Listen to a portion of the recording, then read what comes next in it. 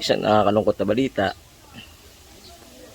Kung napapansin nyo, ilang araw na kung wala kaming post sa Facebook and YouTube. Kasi alam naman natin lahat ng tao ay nagkakaroon ng ganong problema. Sa totoo lang ho, marami nagtatanong, Ron, bakit wala kayong upload at taga-abang sa mga video namin?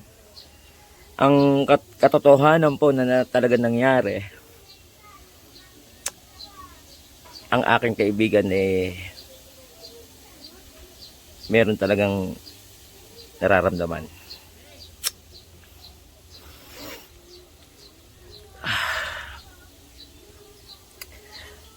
Ayan po ang katotohanan, kaya po wala kaming na-upload sa Facebook and YouTube.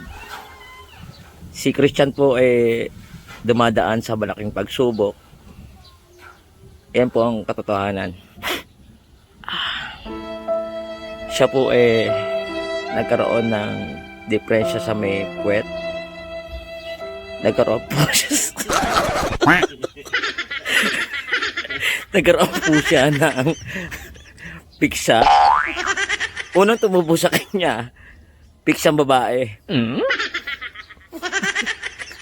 Ang pangalawa, piksang lalaki. Oh no! Siyempre pa mag-asawa. Hindi pa ito kontento. Nagkaanak pa.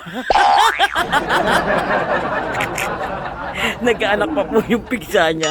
Kaya po ang kanyang puwet, sinubukan ng piksa, isang big happy family sa kanyang puwet. Ito po si Parang Christian. Pare, kamusta mo yung mga ating followers? Doon ako makabangon. Ang dami pigsa magkakadikit. Tatlo.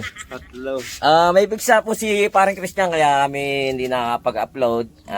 Ito po, hindi po siya makagalaw na maayos at ang kanya nyo pong puwet ay talagang tinubuan ng 3 pigsa. 3. Mag-asawang pigsa. Ngayon, syempre mag-asawa. Syempre nagmamahalan sila at nanganak pa ng isa. Kaya naging tagtad po. Ito po kanyang puwet ay parang may pasador. Wag mong Ay, hindi natin pakikita. Pare, nakasensor din pa yan. Pakita medyo tumaligod ka, pare. Wag. Ito meron po siyang nakabalot na sinapinan niya lang ng ano ba yan, pare? Malinis na damit? Oo, malinis na damit yan.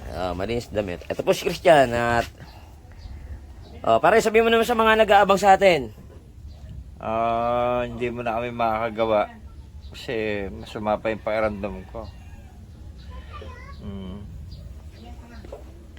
Ayan po, nakaiganan po siya. At may piksa talaga.